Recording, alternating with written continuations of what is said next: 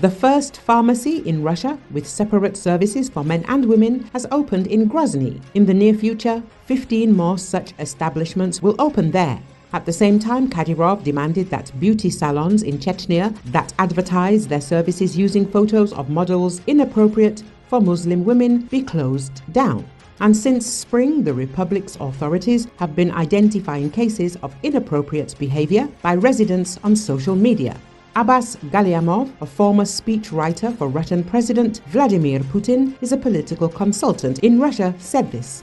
According to him, in general, the Islamization of Chechnya is in full swing. I don't know what motives drive Kadyrov into the religious sense of the word. But in addition to religion itself, I see a clear political component here.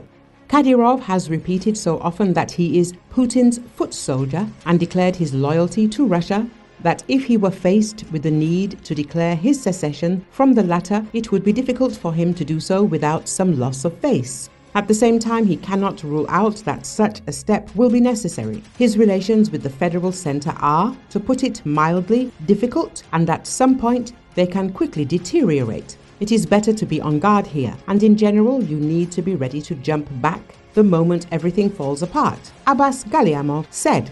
According to him, this is where Islam comes in handy. If you voice your complaints about the Kremlin in religious terms, then the negativity associated with the fact that he betrayed Putin, to whom he swore allegiance, will be leveled out. Putin is Putin, but everyone knows that Kadyrov is religious, and religion is a more significant factor for him than all the others. In short, Allah is more important than Putin. Loyalty to the first makes disloyalty to the second possible.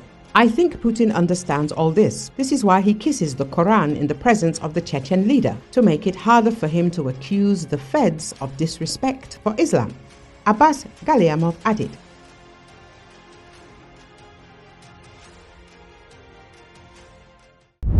A lengthy convoy of Russian military vehicles were seen withdrawing from Latakia toward the Syrian city of Tartus on Monday, as soldiers stood guard.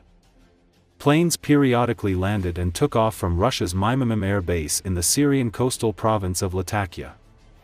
In the streets of Mymimim, a bucolic town dotted with orange groves, many of the shops bear signs in Russian, a nod to the significance of the Russian military presence in the area. But whether and how long that presence will last after the fall of former Syrian President Bashar Assad is now an open question. Russia's scorched earth intervention on behalf of its ally, Assad, once turned the tide of the Syrian civil war. In 2017, Assad's government signed a deal with Russia that offered it a free lease of both Mymimim air base and the Tartus naval base for 49 years. But opposition forces in the country's northwest launched a shock offensive last month that once again threatened Assad's rule. Moscow largely stood aside, although it has granted asylum to the former president and his family. Russian forces have pulled out of some areas of Syria. Russian forces and military vehicles were seen withdrawing from southern Syria on Friday toward their primary base in the coastal city of Latakia.